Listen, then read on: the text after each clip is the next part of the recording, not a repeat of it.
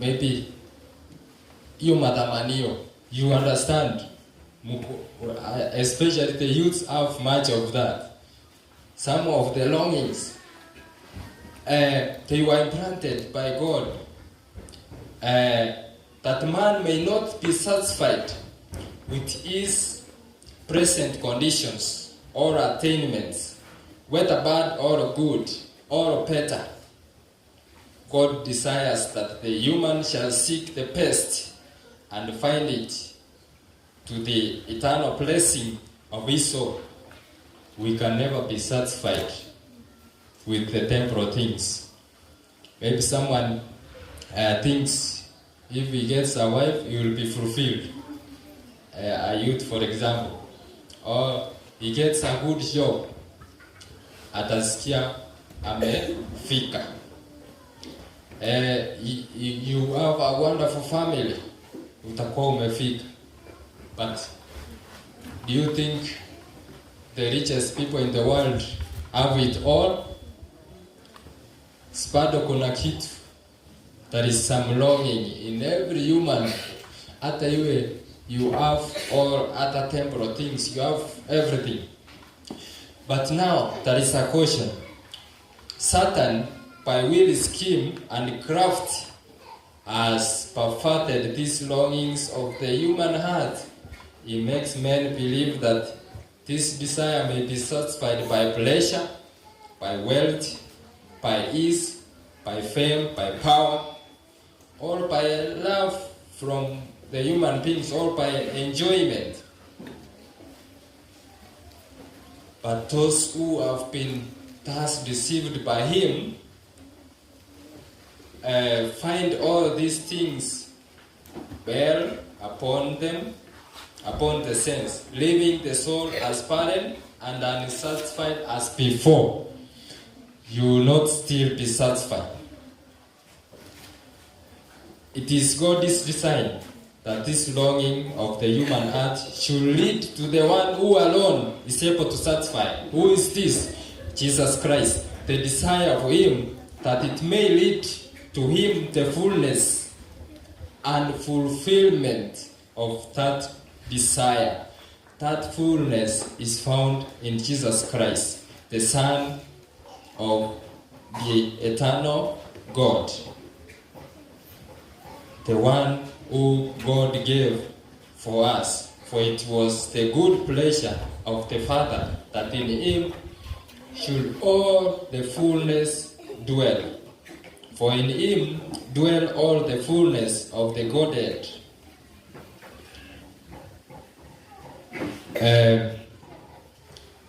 I know everyone wants that he may live a joyous life.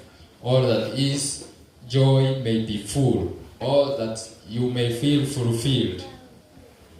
You cannot be fulfilled in your life if you have not accepted Jesus in your life. If you have not given Christ a chance to live in you. Let's go to Hosea. We get an illustration there. Then as we are heading to conclusion. I know in this age, people have a problem on attention, especially now that I'm in one place. There is an attention problem on people staying focused. So you will see people sleeping. So I don't want that. I'm cautious, but as we will be concluding, may you not miss it, to get it on accepting Jesus, to feel the emptiness that you feel, the longings that you are longing for, that you want to be fulfilled maybe in somebody or maybe in something. When we look at Hosea, we see Hosea, a prophet of God.